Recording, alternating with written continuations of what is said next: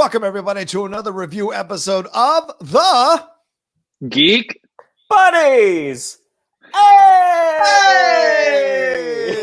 There we go. We got there eventually. That's how it works here on the Geek Buddies. Now doing it all remotely.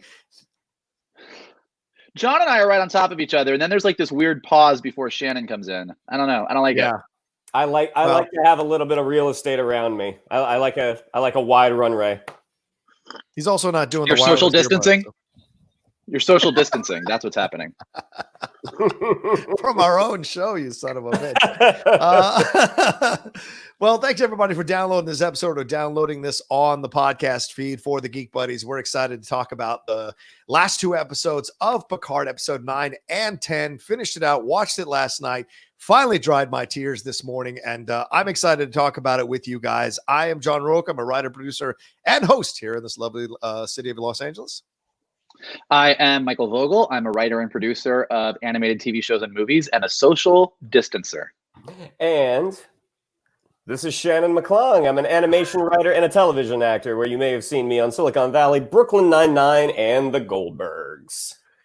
And the Orvilles, but sadly not Picard, unfortunately. But maybe in the second season. Yeah, I was really, because I started to see because it was under a code name, and I would get to see sort of the audition notices every once in a while, but it was very clear that it was Picard. So I would always kind of put out the good juju of like, hey, I've worn prosthetics before on camera so successfully you couldn't even see me in the scene. Didn't work. Didn't get you. Maybe season 2. Maybe season 2. Maybe season 2. Maybe me, season 2. Me and Whoopi. Maybe Oh, that's right. I totally forgot until just now that she was in season 2. That's awesome. Don't bury the lead. Let's jump into it. Let's talk about this. This is episode 9 and 10. Of course, for you who all have been watching us or following us, we've been reviewing these 2 episodes at a time. And I think it kind of worked out for us to do it this way because now we get to review 9 and 10, which are essentially part 1 and part 2 of each other. Et in Arcadia Ego. Part 1 and part 2, 9 and 10 happening. A lot of stuff happened in this. A lot of stuff that I enjoyed, and then a couple of things that I was kind of on the fence about. So I'm excited to talk about it with you guys to hear you all's overall thoughts. So who would like to go first, giving their overall thoughts about these last 2 episodes? Well, I think we should just do what we've been doing. And Shannon, as our geek buddy who is not familiar with the Star Trek universe, how did this finale sit with you as just a pure Picarder?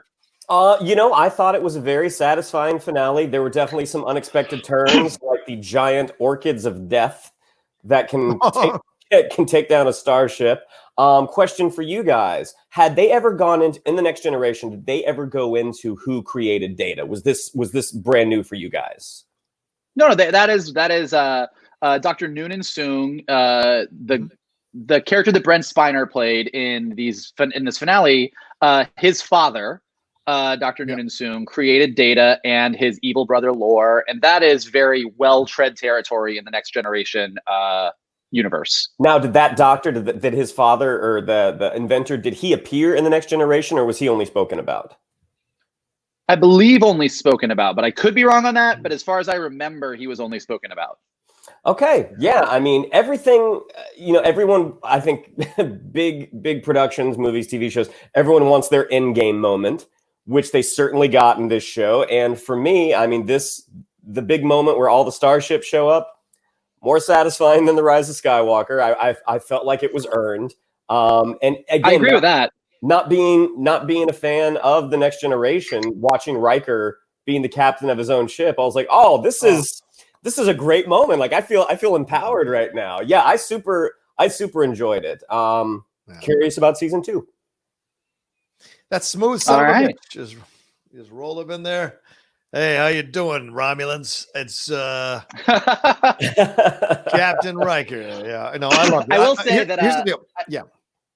I will say that Riker giving Commodore O the business at the end was pretty satisfying. Like there was just that that classic Star Trek, like, hey, you evil Romulan, let me tell you what's going down. I was like, I was really into it. It was classic Star Trek to me.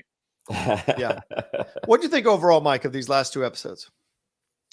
Overall, I liked them a lot. Kind of to your point, I think there's a ton to like about them. I think it was really satisfying.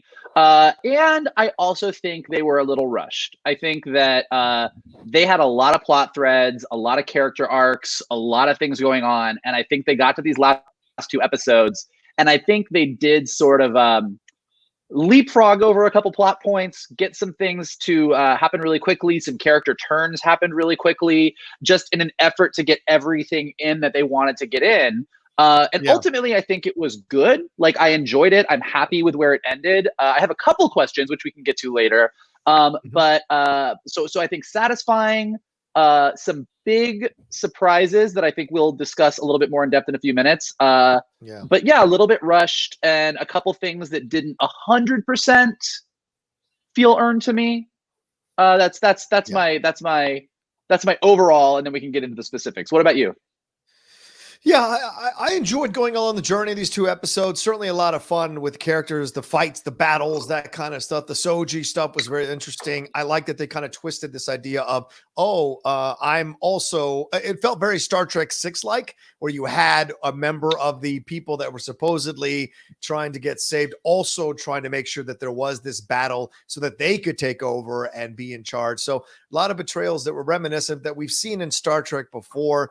I did enjoy getting Narek back to see what he would do with the whole situation. I loved Rios and the 5 personalities of Rios in the room. I mean, that should be a Star Trek short on its own, to be honest with you.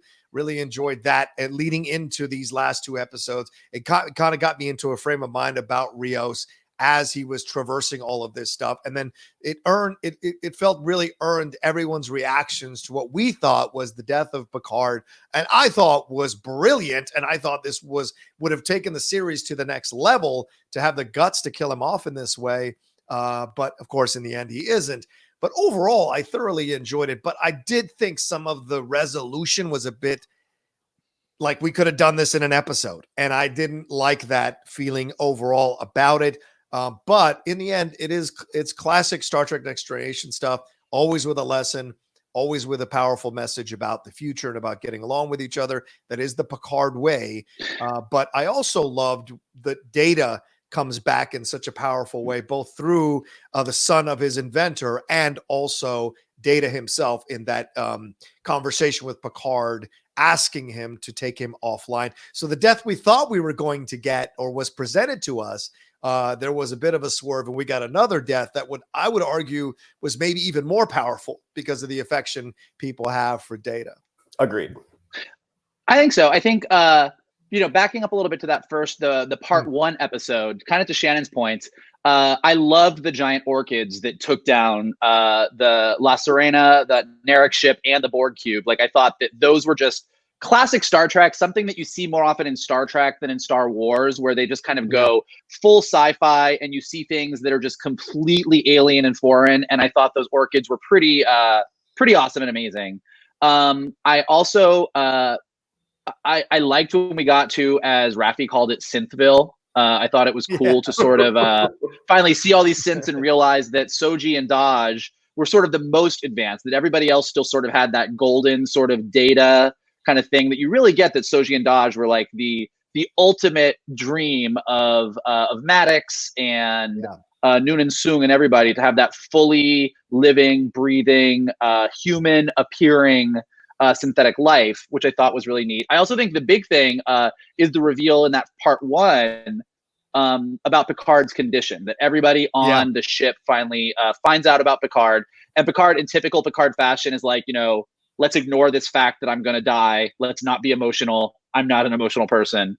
But I thought we got a lot of really, really cool stuff there. And then the other big thing that happened in part 1 that was important for part 2 is that, Sutra, who is evil, evil Soji, because just like Data has an evil twin, now Soji has one too. Sutra did that Vulcan mind meld on Dr. Jurati to sort of get that message. And we got that big reveal that the message that the Romulans thought had been a warning all this time was actually not a warning at all. It was a message to synthetic life that was like, hey, we are, I actually wrote it down because I thought it was really an interesting twist. They wrote an alliance of synthetic life. So we have our United Federation of Planets. They have an alliance of synthetic life, and that this alliance of synthetic life will come and basically rescue you and kill your your organic oppressors. So this warning turned out to be almost more of a promise that kind of twisted the tables. And then we got a lot of, Narek was in jail. Sutra used him. They teamed up so that she could convince everybody that humans were bad. Soji decides to join with the humans. Jurati looks like she's joining with the synths. Like, a lot of back and forth. So I thought there was a lot of really cool stuff there that kind of set the stage for all the crazy action that you guys are talking, the end game moment and everything in part 2. I thought the final battle was awesome, like you said, Shannon. I thought the Federation showing up was great. I thought that just seeing all those Romulan warbirds was like very, very like it was badass, epic Star Trek moments. I liked 7 of 9 and Narissa fighting on the Borg cube. I liked Raffi and Rios, and I like Raffi and Rios and Narek and Elnor sort of infiltrating the synths village and using the soccer ball to get the thing in there that was going to blow up the transmitter. Like, it was very, as my brother said as we were watching it, it was very like Return of the Jedi, like three action set pieces all happening at the same time. And I really did love, I thought that the best, what I really like about Star Trek that they do really well is that you had all of this action. You had Federation ships, Romulan ships action. You have fight on the Borg artifact. Like I said, you have action on the ground. And at the end, it all comes down to like a Picard speech is what saves the day. Well, it's Picard giving this like impassioned speech about hope and humanity and what it means to be human and how we need to help each other. As you had this like weird looking Matrix snake thing coming through this portal. And then ultimately it was Picard convincing Soji what it means to be human that saved the day. Yeah. But you also had Brent Spiner's character like coming back going, they didn't listen to your old ass at the Federation. They're not going to listen to you now. I thought that was a nice twist to have somebody kind of counter the Picard speech with a little bit of an undercut. In part 1, In part 1, In part 1, I like that. But yes, eventually in the end, we do get the Picard speech that does kind of everything. And the conversation he finally gets through to Soji after multiple attempts trying to get through to her. Plus, I also enjoyed the comedic moments with Alison Pill when her face appears like 500 times, that was just genius. And so little things like that. And like you just said, Michael, the things that Star Trek does really well, I think Star Trek does the humor really well as well. Within the tension-filled moments, there's always these slight moments of humor from the main characters or the characters involved that kind of keeps you feeling like this is going to be kind of quietly be okay, but still doesn't undercut the tragedy that happens. So I always enjoy that. I mean, there's fun humor all throughout Wrath of Khan, yet it leads to the death of Spock, And so those things are important throughout. Yeah. If I can point out one comedic moment that really got me, because I mean, I love organic humor. I love comedy that results. Basically, what you're saying, John, comedy it's not set up joke. It's born of what's happening interpersonally. And when Narek is situational humor, exactly. When Narek is throwing those rocks at the ship, that was a great, and Rios gets on the loudspeaker like, "Keep going! I've always wanted to see what a phaser will do at point blank range." Like that's so incredibly funny, but so wonderfully in the characters that they've established. Yeah. I thought the throwing rocks moment was great. It does bring up something that both of you said. This is one of those things that was really felt a little bit like whiplash to me, is that Narek, who I guess you could argue that he looked a little bit conflicted after he tried to kill Soji, but he clearly was still fully on like Narissa's side, on the Zat Vash side. And he pretty quickly at this point, after escaping the synth prison, kind of shifted gears. Like, he was no longer on board with the Romulan plan to just like wipe out all synthetic life. And he went to Rios and Raffi and kind of like said, hey, let's all work together to sort of avoid this bigger issue. And he had a big turn. And then, John, to your point, in part 1, when Picard gives his big speech to the synths, like, I'll help you, I'll support you, I'll tell the Federation that this is a big deal. Dr.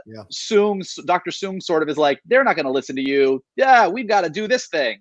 And then in part 2, he just shifts fully and is like, hey, I'm on your side now. And there was a lot of shifting sides in these 2 episodes that, while cool and kind of set the stage to get everybody where they needed to be, it was like moving chess pieces around on a board, didn't fully feel earned, and it all happened so fast. But that kind of bugged me. But still some great moments in there. And then, John, to your point, I think that my brother said literally the exact same thing you did when Picard died. He's like, it would have been really ballsy to have a show named Picard where Picard doesn't make it through the first season and everybody else just continues on with his mission, with his whatever. Kind of knew that wasn't going to happen. I don't think they're going to let Patrick Stewart go when he's one of the strongest anchors to the show. But yeah, I did think that the entire scene with him and Data, so crazy, sci-fi, weird. We're in a quantum simulation having this conversation. And I thought that was great. And just this beautiful moment. I actually wrote this down too. When Data said, when Picard kind of tells Data he loves him, which is really great because you sort of set it up in part 1 when Raffi tells Picard that she loves him. And he has such a hard time saying it back. It's this really like, he's like, oh yeah, do we have to say this? No, I love you too. And he like kind of runs away. Same. And then to have this scene, you have this scene in part 2 where he sits down and really kind of like expresses his grief about Data dying and his love for him. And then Data, who can't show emotion, says, what's the line? He goes, oh crap, I can't find it. It's right. Knowing that you love me forms a small but statistically significant part of my memories, which I think is as close as Data can get to kind of saying like, I love you too. Well, and yeah, and then, Michael, and then, it also, no, go ahead. It also, sorry, that moment also echoes back to what Soji told Picard when they were sitting across from each other, I think in episode 8, 100%. where she said he just randomly, without making a big deal about it, she says, he loved you too. Or he loved you. Well, and it brings up, she doesn't even look up from her eating her food. Yeah.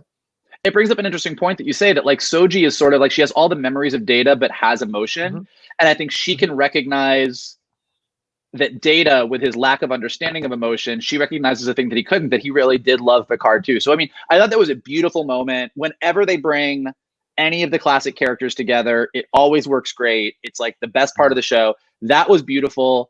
And then you had this moment where Picard came back and like now is Robo Picard. He's in a golem. He's in the synthetic life form. And I think that's it definitely made me, that was one of those things I was like, okay. Because there's been plenty of shows that deal with the moral and ethical quandaries of being able to download memories into a robotic life, what that means for humanity, what that means for society. And it's like, is this something that we're going to explore in season 2? Or is this just a way to get Picard back to life and we're going to ignore it? Like it's such a big thing to do when they could have just sort of be like, oh, Soji used her synthetics know-how to get rid of the tumor in your brain. Turning Picard into a synthetic life form is a huge choice. And I'm just curious to see how they're going to carry that through into season 2. I don't disagree with you. And I think I in my mind, I was like, oh, this is a convenient cop out. And I just didn't like the way that felt.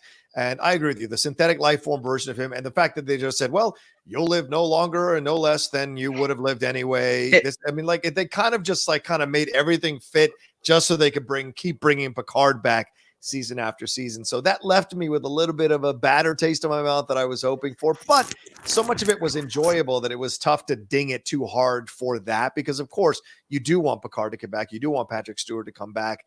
And although he did walk away from Professor X, so there was a piece of me that really thought they were going to go through with this. Because of course, why wouldn't Patrick Stewart just go, you know what, I'll do one season and we'll wrap up the character and I'm good.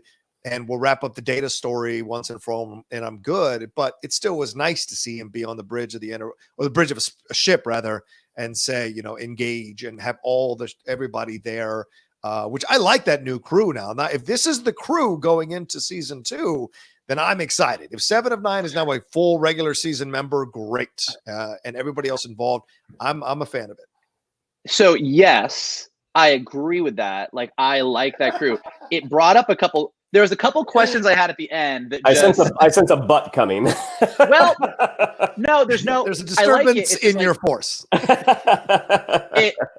So couple questions, and then we can talk about this in a moment. Like, one, as I the very beginning of part 2 is 7 of 9 and Elnor kind of talking about what to do with the XBs. Like, you have these X-Borgs, and what do we do with them? Elnor's like, should we just kill them? And 7 of 9 was like, well, should you just kill me? And there's a discussion about what to do with them.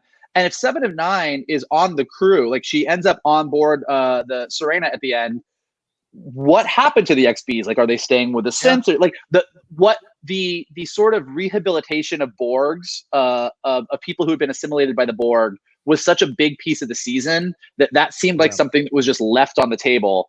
Another thing is Soji joining the crew. Soji, who has had this longing to find her home, find her belonging, finds her people, and instantaneously is like, yeah, but you know what? I want to wander. And I'm like, okay, that seems convenient. And the other thing that sort of irked me was the offhanded way that they were like, well, now we can travel because the Federation lifted the synth ban. And I was like, okay, wait. You're telling me that this key piece of Federation law that we've hinged our entire season on, that was like, synths are so dangerous that we are banning them, and then you get to a finale where you find out that the synth life forms almost brought a group of synth people through a portal that were going to wipe out humanity, and your response to that is, let's lift this ban, seemed so sort of, what? Like, even if they had kind of gone with the whole, we're headed back to the Federation to sort of discuss the synth, like, there was just, it's such a big moral quandary that they sort of brushed to the side so that you could just have this crew go off and do their thing. And I was like, and again, my point to you that we said at the beginning of this, I like everything. I like this crew. Like, I think this is a solid ensemble cast to continue on into season 2. It's just that so many big things sort of got pushed around to get them there. But that being said, I was still mostly happy. Do you think creatively, in terms of the XBs and the synth ban being lifted, do you think those were done for the story because they did not know if they were going to have a season 2? No, because they greenlit season 2 almost before they were done with season 1. Oh, so, really? Yeah, I think they had an idea that they were going to go forward with season 2, no problem, no matter what the reception was to season 1. I think they'd seen that they had a good show on their hands. Certainly from the reviews, most of the reviews, rather, it's been pretty positive overall up and down the board. But the thing that I think they looked at was, as a standard Star Trek, like, as great and grandiose as Star Trek can be sometimes, it also can be sometimes convenient and simplistic. And certainly when you watch any of the TNG episodes or the old series episodes or any of the TV series episodes, sometimes they end and you're like, oh, okay, it was convenient, but screw it, I still enjoyed it overall. And I felt the same way as this ended. It was like, okay, you're right. The thing about the synths is actually a great point, Mike. I mean, you could argue that, well, they were defending themselves because they thought that you guys were coming with a threat. So logically, that's what you do. Sometimes we have to understand the other side of things and not just sanction the hell out of a country or a people because, you know, we want to give them negative characteristics. If they defend themselves, then you almost have a sense of respect in that way. And so you get, okay, let's find the compromise. But I do agree. You make really good points. Yeah, you make really good points. I wish the show brought those points up, and they might be we might get to season 2 and you get back and, you know, they're like, whoa, we didn't say we were lifting this. Like they might explore these things in season 2, and that'll be interesting. And if they don't, then this is just a super convenient ending, and that's what it is. But yeah, to your point, I love the crew. I thought it was really interesting. So clearly Rios and Girardi, budding romance here. The sex that they had was not just Girardi trying to sort of navigate her way out of being a double agent and killing Maddox. Like there was a kiss there. Also, some interesting hand-holding between Raffi and 7 of 9, which took me by surprise. But hey, I'm here for it. Makes sense to me. I'm down. I'm down for some lady romance on the Serena.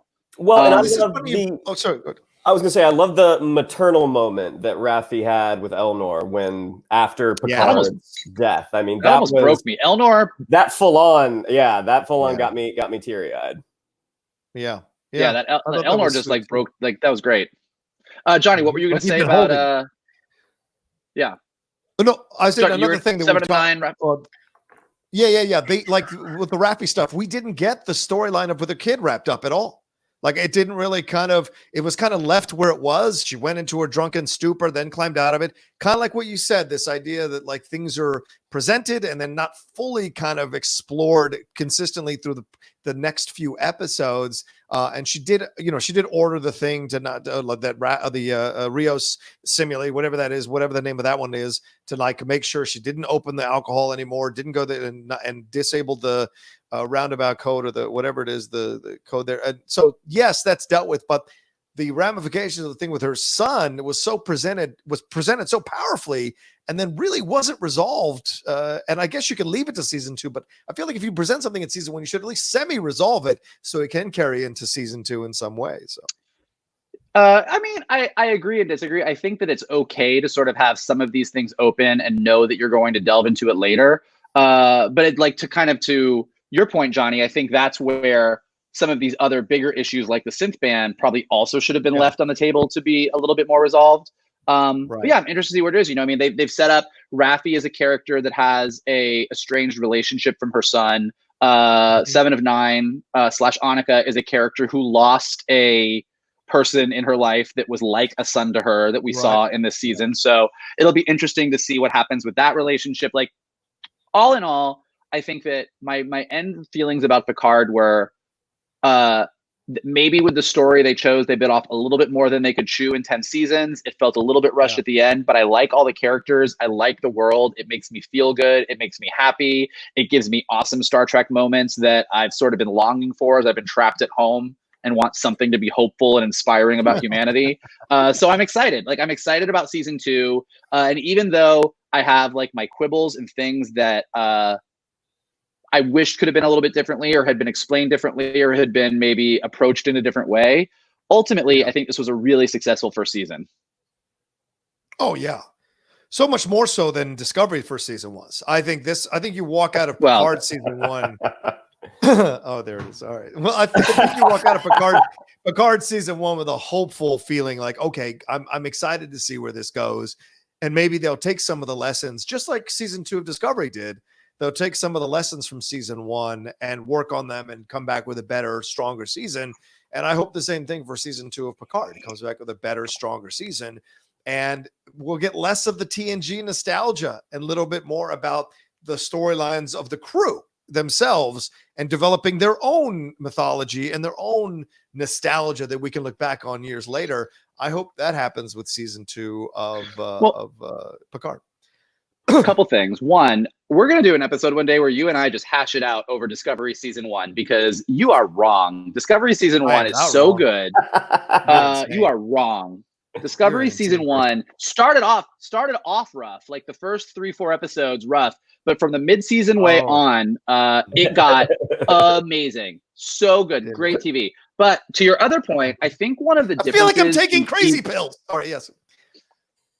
I think one of the differences between TV when Next Generation came out, and I think this is true of Deep Space Nine, I think it's true of Voyager, and where we're different now is most big action shows, sci-fi shows, genre shows are built on a big event each season that is life or death, and there's mysteries to solve and riddles to unriddle. Like, there's a whole thing going on that kind of drives everything so that everything is like action moving forward, and you find the character moments when you can, versus a show like Next Generation or Deep Space Nine where you can have an entire episode where you're kind of taking a break from the bigger stuff and focus on the characters. And Next Generation, I think, really found its footing back in the day when they relied on, let's just do an episode where Data's trying to understand humor, or where Deanna Troi is, exploring something with her mom. Like, there was a lot of episodes that were just fully, this is all character stuff. There's no giant cloud that's trying to destroy the Enterprise. There's no Borg. It's just fun stuff. And I think our TV shows today don't necessarily have the space for that. So you have to find the character moments in different ways. So I agree with you. I do want to like delve into more of these relationships. I would love to have an episode of season 2 of Picard where they weren't running from the Romulans or trying to save, like anything. Like, I would love to just have an episode where it's them on the ship and we really get to know the characters more. And I hope we get to see more of that in season 2. What do you think, Shan? Yeah, it was an enjoyable series. I'm not necessarily motivated to go back and watch everything. I'm not necessarily motivated to go watch Discovery, depending on how long the world's current situation lasts. I might run out of programming and be like, all right, let's break open Next Generation. You could be the tiebreaker on this Discovery situation if you watch season 1. So just watch a recap of season 1, then get into season 2. I think that's the way to do it. Okay, and I'll just that's not. Well, no. No. Let me let you both know right up front. My loyalty can be bought. Wow. It's, you know what? It's a CB All Access show. I don't think I'll be shelling out a lot of shekels to buy you to go on this side of it. You know, spilling the tea. Shannon's got some Ferengi in that bloodline up there somewhere. Clearly, nah, that's the guy with the brow that goes around to like the back of his head, right? Yeah, well, that is the race of aliens. The race of aliens that have that. Yeah. The Ferengi are a race, not a person. That's what I meant. God, Shannon, don't be so dumb. John, I'm really feeling like Discovery didn't do well its first season. Yeah, it did not do well its first season. Don't let him fool you. He's a TNG guy. He has no idea what he's talking about with Discovery. Discovery is an original series type show, and that's what they fixed in second season. The first season, they didn't even know what timeline they were in. They were like, well, let's grab a little bit of this, let's grab a little bit of that, and shake it all up, and let's see what we got. And in the end, you're just like, I don't like anybody on this ship. I could give two shits about anybody on this ship. Then in the second season, you're like, oh, okay, thank you for fleshing these people out, showing that they have multi-dimensional characters on this ship. That's more enjoyable. So I'm just saying. Shannon, I'm willing to say that I know your tastes and I know what you like. And I'm willing to say that you are going to love season 1 of Star Trek Discovery. I will put money on it. Well, I'm not trying to intimidate you as a writer I could hire on my show. I'm just asking you to look at it personally and look at me as like, I have no dog in this hunt other than a very honest and a forthright opinion on a show. Yeah. Vogel, I'm switching my side to you. No, that's messed up. John's not even trying to buy my affection right now. No. Do you know what I like about you, Shannon? You know how to choose a winner.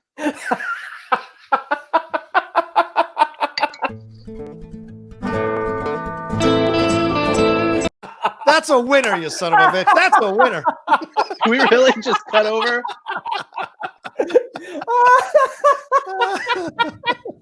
For everybody listening and not watching, Rocha just decided to cut over to the Outlaw opening theme music. So I guess that's right. We are on the Outlaws YouTube page. I guess we're living in an outlaw world. I should watch what I say carefully. It's global. It's global, son. Well played. Anyway. Well played, Johnny.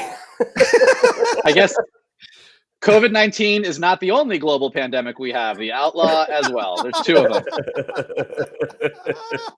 It can spread just as easily. I would say I'm looking forward to season 2. We'll see what happens. Of course, we could tear this. We really could. We could sit here for an hour and a half probably and tear both of these episodes, piece by piece, scene by scene.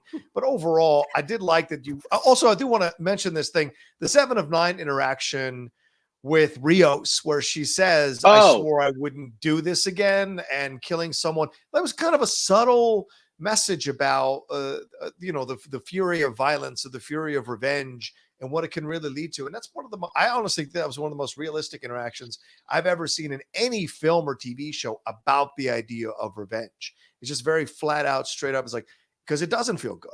Even when you take that, it doesn't feel good. And in the long run, it won't. And she said, I swore I would never do that again. And here she is doing it again. So I thought that was nice. And then, of course, Rios and his own thing, too. I swore I'd never care for a cantankerous old captain again.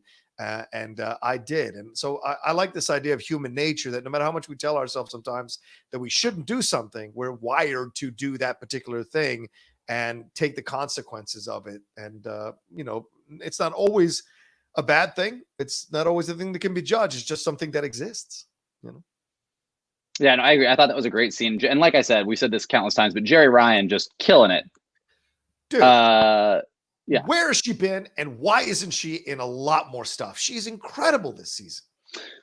I I do, and it is, again, we talked about this too. I really love the new cast. I'm excited to see them in season 2, but it is a lovely thing to see these actors who played these characters for years and have now gotten older, and step back into these roles, and just, it's like putting on an old suit or something. It just fits right and it feels good, and they just sort of inhabit the role in a way that you can't when you're just getting to know a character in a first season. So having them there has been really just a joy. As we were saying, as Shannon said, Patrick Stewart did invite Whoopi Goldberg on The View to reprise her role as Guinan in season 2. So we know we're going to get her. Hopefully we find out what happened to Geordi and Worf, and we get a couple more fun cameos as we continue to get to know this new cast as well.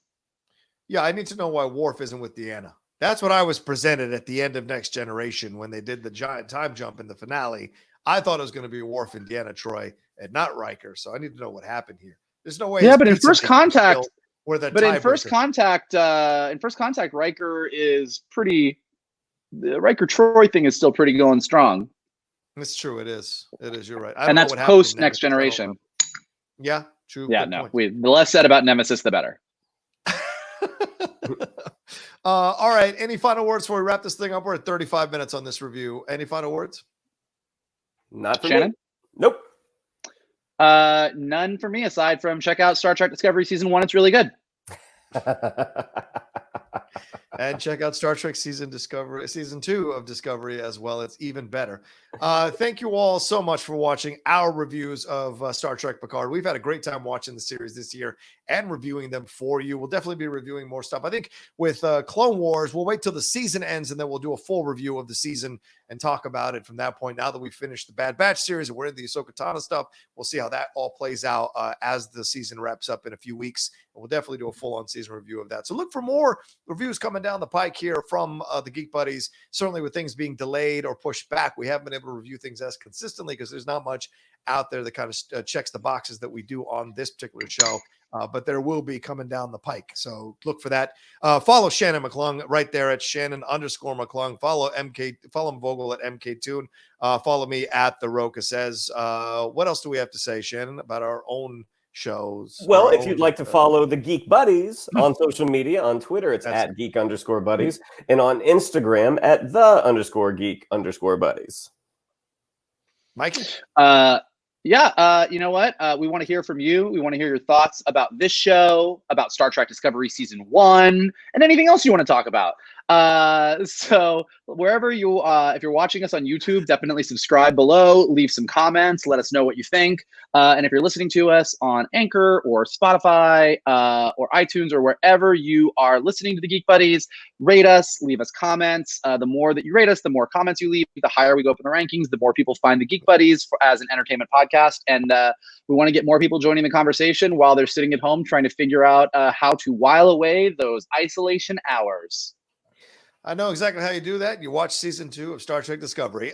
So what you also just coming down the pike, we're going to start doing some live episodes of the Geek Buddies where you all can send in your nerdy and geek questions and we'll answer them for you as we're talking about subjects and topics as well that are going on. So we'll be announcing that soon when the first one's going to happen. We're trying to do one a month so that you all can feel like it's a big get together, and maybe that'll be a longer show than usual so we can hear from everybody, and you maybe even get brought into the chat to ask us your question live on camera. So things of that nature definitely coming down the pike for the Geek Buddies. So watch out for that. All right, let us know, like Michael said, what you thought of this review and what you thought of the show in the comments section below. Remember to like and share this video on your social media and subscribe to the Outlaw Nation, trying to get to those 20,000 subscribers. And please pass on the Geek Buddies to your friends and your neighbors. Tell them how much you enjoy the show, because when you post about it, you retweet it, or you tell people about it, that is you telling people who trust your opinion to go into the show and enjoy a show. And